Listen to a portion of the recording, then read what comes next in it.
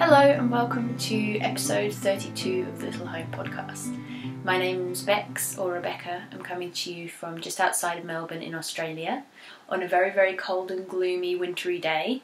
We're supposed to be heading into spring tomorrow, but it doesn't really feel like it's going to be spring for a little while yet. So hopefully I can do a bit of magical stuff in post-production with the lighting because it's rather dark, so apologies for that.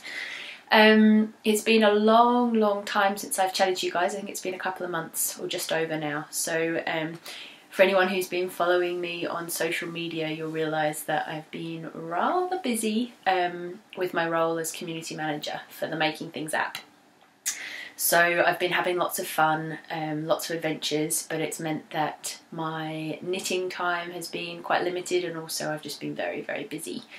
My partner and I are also in the process of building a tiny house at the moment, which is coming along beautifully. So yeah, it's been very busy, lots of fun, and I'm really happy to have managed to carve a bit of time out to chat with you guys about what I've been making and what I've been crafting. You can find me on Instagram as Bex in Real Life. I'll write it down here. And you can also find me on Instagram with my tiny house channel as thelittlehome.oz. So I'll have that all written down below. And yeah, I've got quite a few things to share with you guys. I've got lots of acquisitions and a few projects. I've got one finished object. I've got more finished objects than that. You know when you've been away for a while and you don't know where to start. So I'm not going to go into everything. I've done quite a few baby knits that have gone off as gifts recently. I've had a couple of friends who have just had little munchkins. So I've been doing some fun baby knits, which is nice. But yeah, I hope you guys are all well. I hope you're resting and sitting down with a nice cup of tea and your project, and let's get stuck in. So, finished objects. I have finished this a little while ago. I finished this just before I went to the Bendigo Sheep and Wool show with the Making Things app, and it was my kind of Bendigo sweater. And this is, I've got my notes down here just in case I look down, but this is the Tracer. It's a beautiful colourwork yoke pattern by Jen Steingass.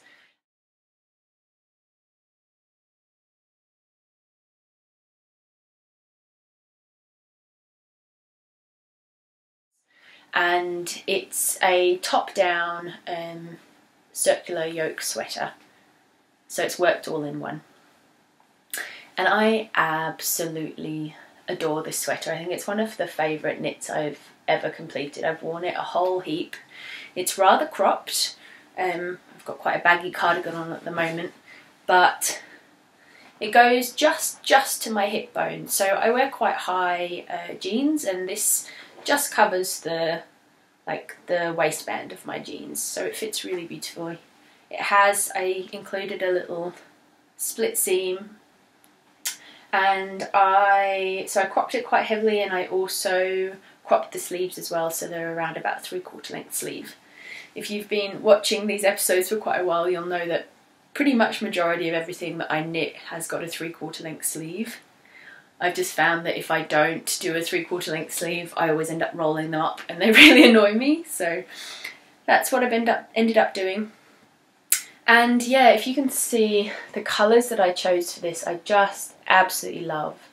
The main yarn that I've used was a local Gotland sheep wool. There's a local farmer. They're called Granite. Let me just check. They're called Granite Haven. I actually met Shawl, who's the farmer and the producer of this yarn, at Bendigo show. She's really, really lovely. She was very excited to see my finished piece.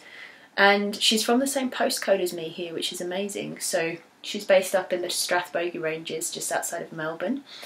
And the yarn is really beautiful. It's very unprocessed, really kind of rough and rugged in a really beautiful way. It's incredibly soft though, so if you can handle merino, you could handle this. It's really beautiful. It's quite farmyardy, and there's little slubs in there and bits where the yarn got a little bit chunkier than other places, but it creates a really, really gorgeous finish. And I've worn this, got one of my hairs, I've worn this a whole heap. It's starting to pill a little bit under the arms, but that's this, I haven't done any de-pilling on this at all, so it's lasting really, really well. I love it, so beautiful. So the colours that I used in the colour work at the top, this grey colour here, the kind of oatmeal-y grey colour, that is Great Ocean Road's Willow Mill. I think it was a mixture of their alpaca and some Tandy Polworth yarn. It's really beautiful, it was a natural colour. And then the kind of peachy creamy colour was Avocado Dyed by Me. It was, I think, Woolganics. I think it's an organic Australian merino, this one. So the really peachy pinky colour. And then the brown, kind of light brown tone was, I can't remember what it was. It was from kind of Deep Stash. I think it was a really old recycled yarn. So I bought it new, but it had recycled fibres in it. I got it when I was working at... it's Renew. I think the name of it is called Renew, and it's one of the Portuguese yarn brands. I'm just blanking on their name, but it's got some really beautiful tones within that brown. And I just think that the colours all came together really beautifully. The grey of the main colour is quite a warm grey, and it just really works. So I'm very, very happy with this. Definitely a favourite piece. I love the colour work. You know, I'm a big, big fan of Jen Steingass's patterns. I completed her Silver Forest sweater quite recently as well, which I wear all the time. I'd say of my kind of main, mostly worn knitwears, Jen's patterns are the ones. I absolutely love colourwork details on the yoke. And then probably this cardigan as well, which I wear all the time. So yeah. This is my finished object for today's episode. And let's move on to works in progress, because I've got quite a few. So, where to start? I'll start with some socks because they're super simple. If I forget all of the pattern names, I'm just going to look down here and they'll also be on the bottom of the screen as well. So I've been really enjoying, just because my brain has been so busy with the Making Things app, I've just been really enjoying having a really simple sock project on the needles. So I've just been working on, it's this yarn here, so Bergère de France Imprint Beige. I've used it before on a pair of socks that I've worn to absolute death and are starting to fall apart a little bit, so I thought it was time to make myself another pair. And I think I've finished one sock. I think I'm going to have to rip out and just extend the foot a little bit because it's a little bit tight. But this is how the yarn knits up. It's really subtle, beautiful colours. I think I found out about this yarn from Melody of the Mandarins podcast. It's just so my aesthetic. It's kind of neutrals, warm, really beautiful. I just did a heel flap and gusset with slip stitch on the back. Just a traditional sock, and I'm working cuff down. The difference is that I went a little bit longer than I normally do generally for socks, and I also did a really big chunk of ribbing with a pearl row just to finish off the ribbing, and it just creates this really beautiful stretchy elastic finish, which I hope will keep them up a bit better than usual in my boots. I wear boots quite a lot, so these just peek over the top of my boots, and yeah, I'm really happy with how they finished up. I'm getting better and better at Kitchener stitch.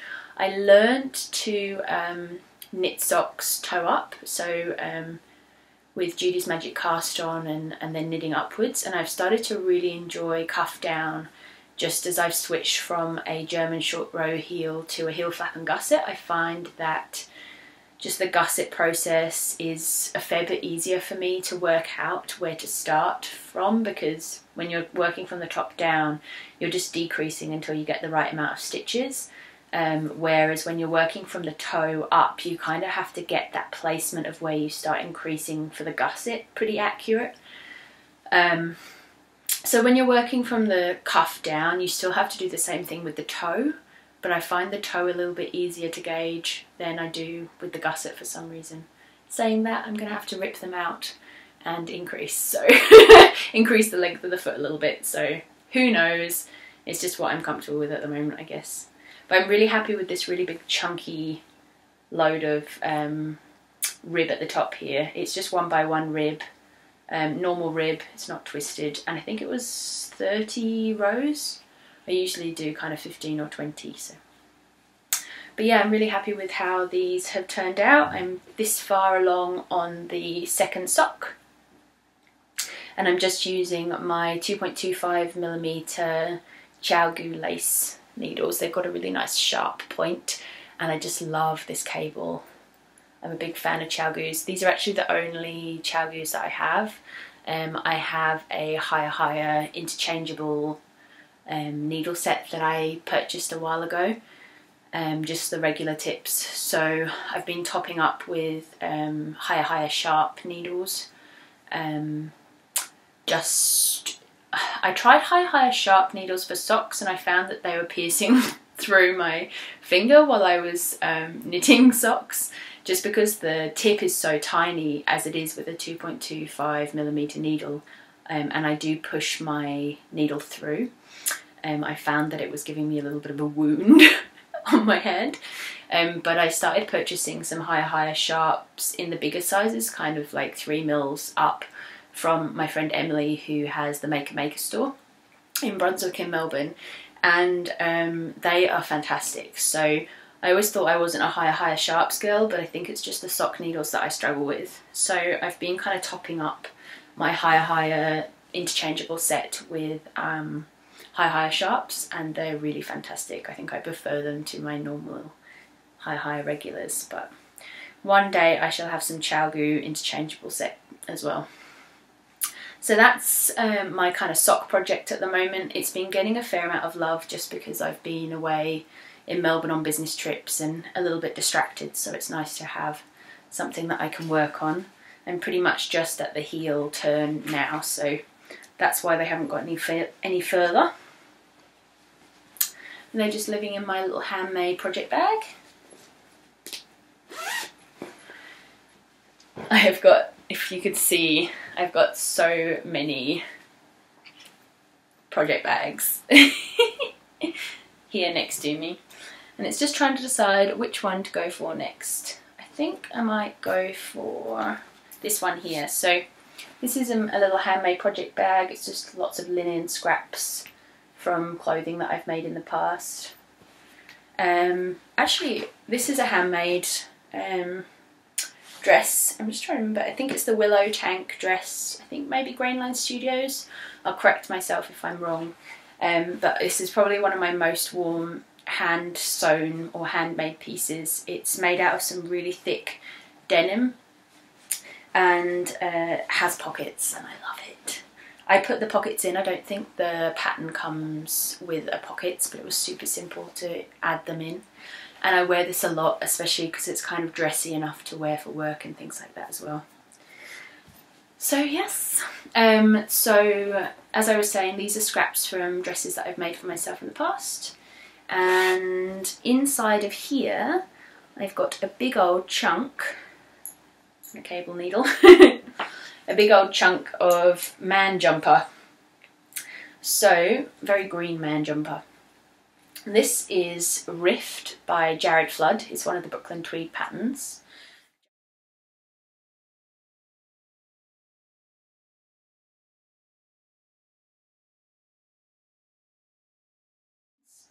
Jared Flood is the owner of Brooklyn Tweed, and he does design some of his own patterns as well. So I'm making this for Tom. He has been begging recently for a hand knit jumper, so I thought it was about time that I made him one. I did make him a jumper a few years ago now, and he's quite funny with having things tight around his neck. And it was a circular yoke sweater, I think, by Quince & Co, and it was just quite tight around the neck, so he didn't wear it so much. So I am making him Rift by Jared Flood, which is a really interesting construction. It's got these kind kind of almost rib details. At the moment I've just got to a tricky bit of the pattern where it's kind of starting to increase and the ribbing details are kind of moving outwards, so it's taking a bit of more concentration than I'd like. It hasn't had too much love the last couple of weeks, but it's coming along well. There's a fair chunk of the body finished here, and I'm knitting Tom the medium size, and I'm using, I've got a massive bag of yarn here. I think it was 8 skeins that I purchased. It's Cascade 220 in the Heathers colourway. I picked this up from Emily of the Maker store, and it's colour 2445. It's this really beautiful heathered mossy green colour. There's some almost tan browns in there as well, so this is the colour that Tom chose, and because Tom is quite a redhead, the green just really suits him really well. So this is how far I've got. I'm kind of probably about 2/3 along with the body before the arms start. It's coming along really well. It's an 8 to 10 ply kind of light worsted yarn, so it's knitting up quite fast. I'm using 4.5mm needles, and these are my higher interchangeables in just the regular tips, so you can see that they're sharp, but they're not crazy sharp. They work quite well for this yarn. And yeah, that's how far I've got to so far. It's actually a really nice jumper. I was you know, when you don't look at the pattern before you purchase it, I didn't realise you had to set in sleeves. It doesn't look like that at all. It looks like a raglan sleeve, but alas. So this is going to be my first experience of setting in sleeves. I'm not looking forward to it in the slightest. I might well camp out at Emily's house and make her show me how to do it. I'm kind of scared of setting in any kind of sleeves. Pretty much, I think all of the garments that I've made so far have been very limited seaming. I don't particularly enjoy seaming at all. So we shall see how that goes. But I need to crack on with this because supposedly it's spring as of tomorrow. So it might well be a winter next year jumper at this rate. Can you tell I've been putting off going any further because I'm so scared of the set-in sleeves. But anyway, you know. So that is the Rift. It's a Brooklyn Tweed pattern by Jared Flood. And what else do I have to show you? Ooh, I'm really enjoying this at the moment. So this is another work in progress. It's living in my awesome leopard print bag. And it's called Akemi. I think that's how you pronounce it. Akemi. And it's a pattern by Isabel Kramer. It's a shawl design.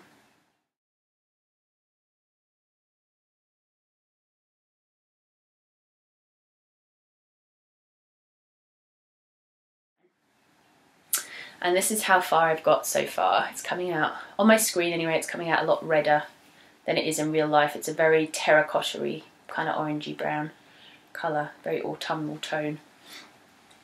And it has this beautiful kind of ridge detail coming through. And it's a triangular shawl. It's a triangular shawl with kind of this ridge detail, and then it goes to big chunks of lace.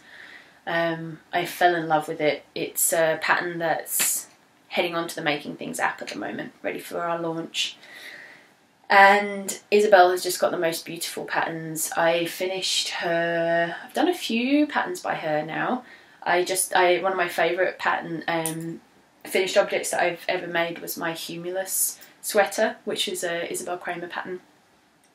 I absolutely love. That was out of Dovestone DK from my 30th birthday from my dad. So yeah, the yarn that I'm using for this is this beautiful, it's called Murphy Brown, is the colourway. It's this beautiful hand-dyed merino, ethical merino, and the indie dyer is Knitcraft and Knittery. She was, up until very recently, based out of Tasmania in Australia, and she's now headed back, I think, to Ohio. She's back in the USA anyway, which was her home country. So she'll be dyeing and beautiful yarns in the USA now, still posting internationally, but her yarns will start to be available a lot more in the US, so if you're US or Canada based, do check her out. It's called Knit Craft and Knittery. She does a wonderful, wonderful job. She's got really beautiful tones. Every single colour that she makes I absolutely love. I'll show you. I think she might have recently changed her labels, but her logo is this. Yep, so Knit Craft and Knittery, and this is Murphy Brown, and there's 400 meters, 100 grams. It's non-superwash, and this is 100% sustainable Australian merino wool.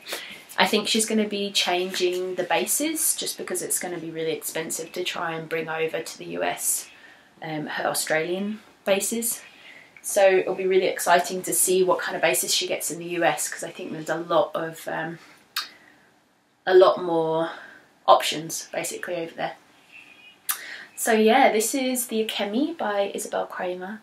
I've been doing a fair amount of work on this whilst I've been hosting the wonderful Marie Green, who you might know as Olive Knits. She's a really awesome American designer who we've been hosting for an exciting project with the Making Things app. So I've just come back from a few days with her in Melbourne.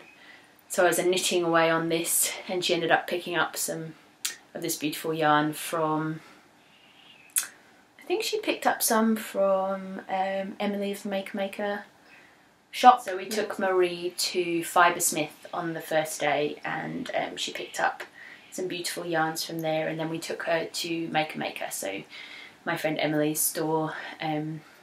Emily's just moved premises to it's almost triple the size of her first store, and it's just across the road, so it's still on the same street, Lygon Street in Brunswick, but there's so much more space. So she's got lots of beautiful yarns. She's got quite a lot of Knit Craft and Knittery left. There was some of this colour, and I think Marie picked up a skein potentially of this.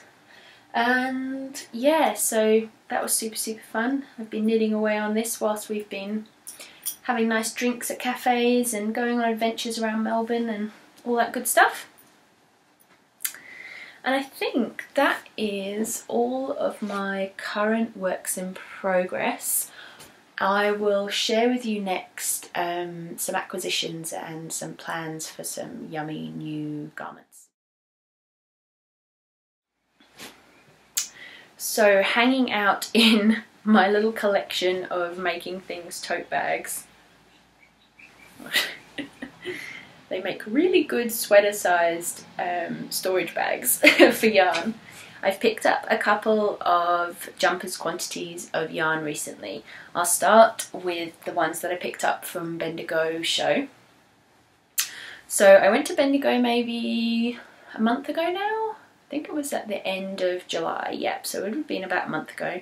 And I picked up this beautiful, fluffy mohair yarn in a really gorgeous kind of warm grey colour. Very similar to this, the colour of this cardigan that I wear all the time. And I picked up 3 skeins of this. They're 50-gram skeins, but they're lace weight yarn. So there's around about 1200 metres here. And the yarn company that I purchased from, it was Oyster Yarns.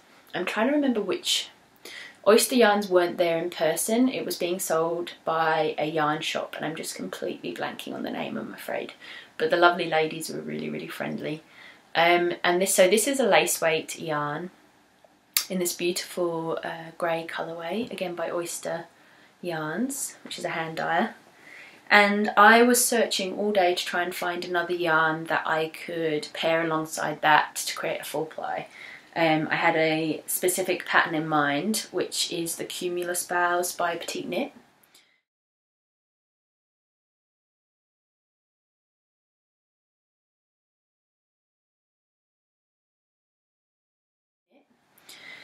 It's a really simple V-neck, oversized pullover to tuck into jeans, which has like I-cord edging that goes all the way around the neckline and the sleeves and the hem.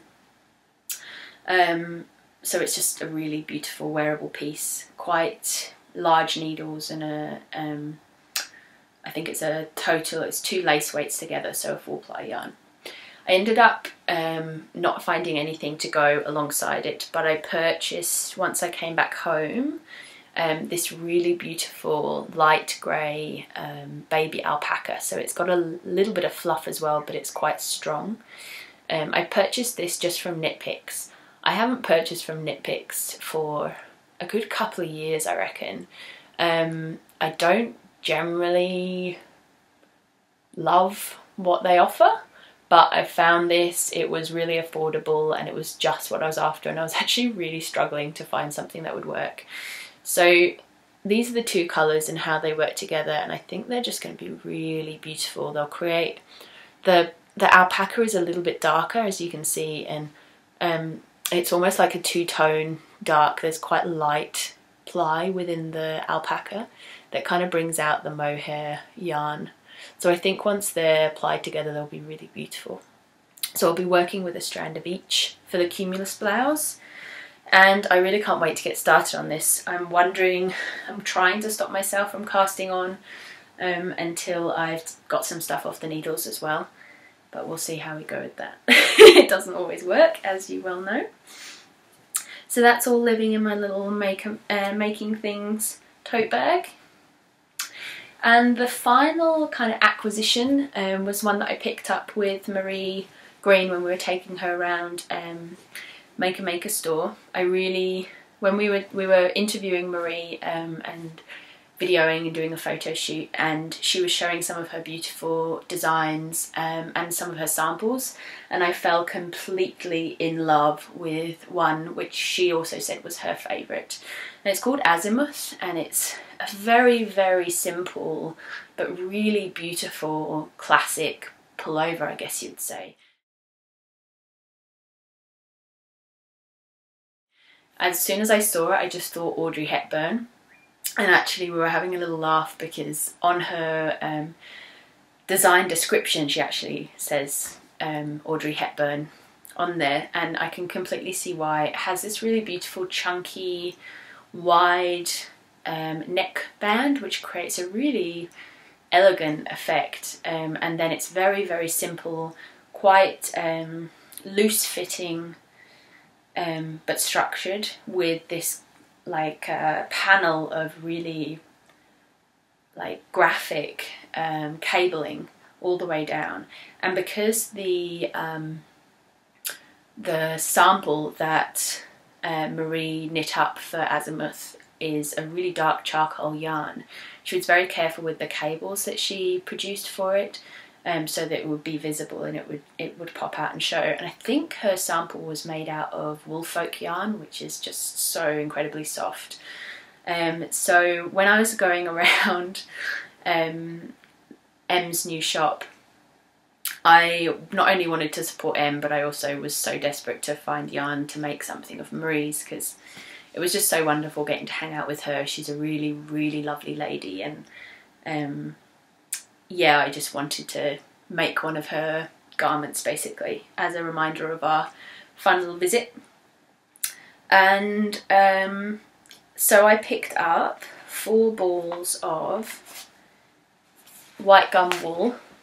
I've used this quite a few times. I actually plied some of the 4-ply version of this in a really, it's called the gum grey colourway for this cardigan, alongside some blacker yarns. I can't remember which one of blacker yarns it was. Anyway, so a 4-ply and then a blacker yarns 4-ply for this cardigan that I'm wearing. And White Gum Wool is an ethical Tasmanian wool company. She self-shepherdesses her flock around of merino sheep, and they're wonderfully taken care of, all kept in within their family groups, and the yarn that is produced is just phenomenal. It's very similar, I would say, to woolfolk yarn, really, really soft and supple. And I'm so excited to knit Azimuth with this because the colour is almost identical, and I think the finished piece will just be so beautiful. I actually already did my little gauge swatch. I haven't measured it yet, it's just finished drying, but just the drape and the final material is just so stunning. It has a tendency to pill, this yarn, but for me it's worth the extra bit of care that you have to give just for how beautiful it is. And the fabric with a 4mm needle is relatively dense just because it blooms so much when once it's been soaked and blocked. So it's going to be beautiful, and I'm really excited to just start knitting that up. So again, trying not to knit it up until I've finished some other things, but we'll see how that goes.